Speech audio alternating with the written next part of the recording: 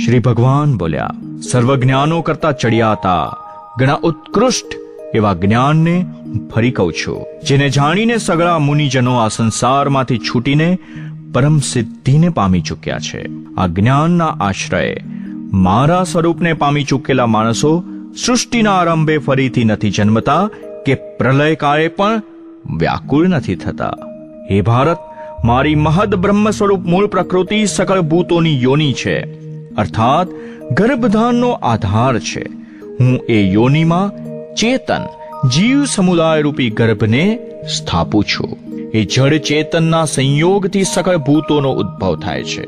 હે કુંતી પુત્ર, વિવિધ જાતની સગળી યોનિઓમાં જે મૂર્તિઓ શરીરધારી પ્રાણીઓ ઉદ્ભવે છે, પ્રકૃતિ એ સર્વની ગર્ભ ધારણ કરનારી માતા છે અને હું બીજને સ્થાપનાર પિતા છું.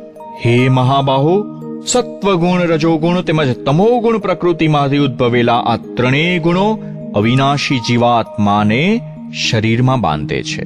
હે નિષ્પાપ, આ ત્રણેય ગુણોમાં સત્વગુણ નિર્મળ હોવાને કારણે પ્રકાશક અર્થાત તેજ પ્રગટાવનાર અને વિકાર વિનાનો છે.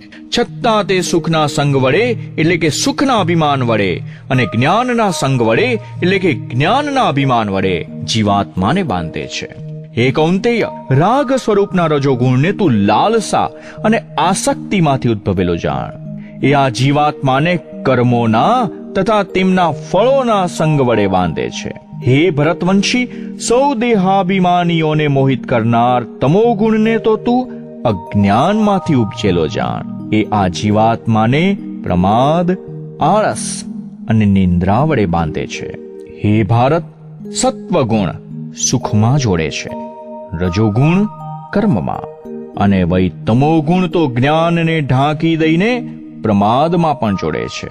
હે ભારત, રજોગુણ અને તમોગુણને દબાવીને સત્વગુણ, સત્વગુણ અને તમોગુણને દબાવીને રજોગુણ તેમજ સત્વગુણ અને રજોગુણને દબાવીને તમોગુણ વૃદ્ધિ પામે છે.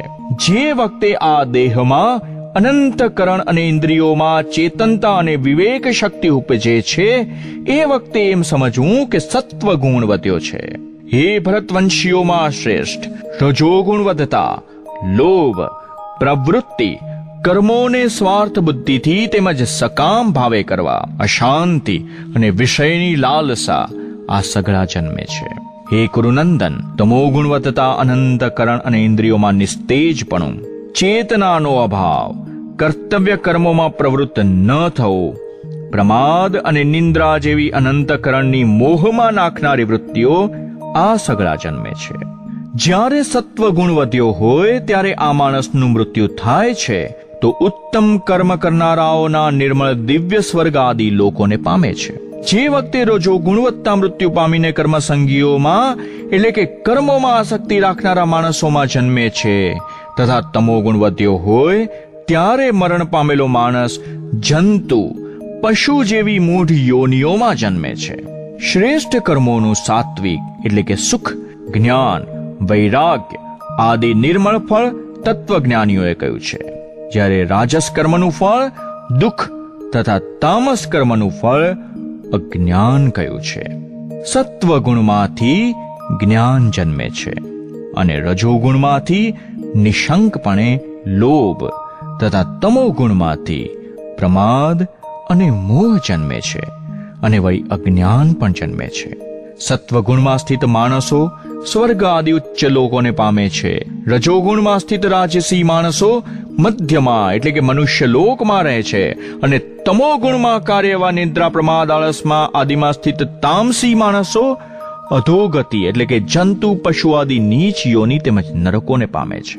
જે કાળે સાક્ષી રૂપ રહેલો દ્રષ્ટા 3 ગુણો સિવાય બીજા કોઈને કર્તા રૂપે નથી જોતો અને 3 ગુણોમાંથી સાવ પર એવા સચ્ચિદાનંદ ધન સ્વરૂપ મુજ પરમાત્માને તત્વથી જાણે છે, એ વખતે એ મારા સ્વરૂપને પામે છે.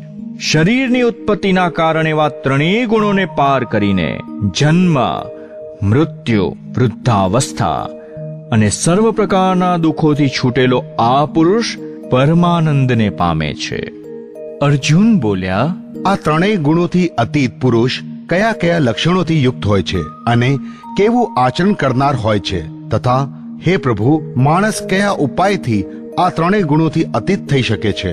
શ્રી ભગવાન બોલ્યા, હે પાંડવ, સત્વગુણના કાર્ય એવા પ્રકાશનો, રજોગુણના કાર્ય સ્વરૂપ પ્રવૃત્તિનો તથા તમોગુણના કાર્ય એવા મોહનો પણ જે પુરુષ નથી તો એમાં પ્રવૃત્ત થતા દ્વેષ કરતો, કે નથી તો નિવૃત્ત થતા એમની આકાંક્ષા સેવતો, જે સાક્ષીની પેઠે સ્થિત થયેલો ગુણો વડે વિચલિત કરી શકાતો નથી તથા ગુણો જ ગુણોમાં વર્તે છે, એમ સમજીને સચ્ચિદાનંદ તન પરમાત્મામાં એકાત્મ ભાવે સ્થિત રહે છે, તેમજ એ સ્થિતિથી કદી વિચલિત નથી થતો, જે નિરંતર આત્મભાવમાં સ્થિત છે, સુખ દુઃખને સમાન સમજે છે, માટી પથરા તેમજ સોનાના સમાન ભાવ રાખે છે, જ્ઞાની છે, પ્રિય અને અપ્રિયને એક એવા માને છે, તથા પોતાની નિંદા કે સ્તુતિમાં પણ સમાન ભાવ રાખે છે, જે માન અને અપમાનમાં સમ છે,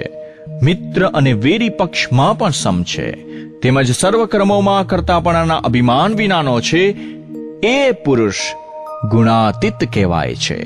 જે પુરુષ અવ્યભિચારી ભક્તિ યોગથી મને નિરંતર ભજે છે, એ પણ ત્રણેય ગુણોને સમ્યક રીતે પાર કરીને સચ્ચિદાનંદ બ્રહ્મને પામવા યોગ્ય બની જાય છે. કેમ કે એ અવિનાશી પરબ્રહ્મનું, અમૃતનું, શાશ્વત ધર્મનું તેમજ અખંડ એક રસ આનંદનું રહેઠાણ હું છું.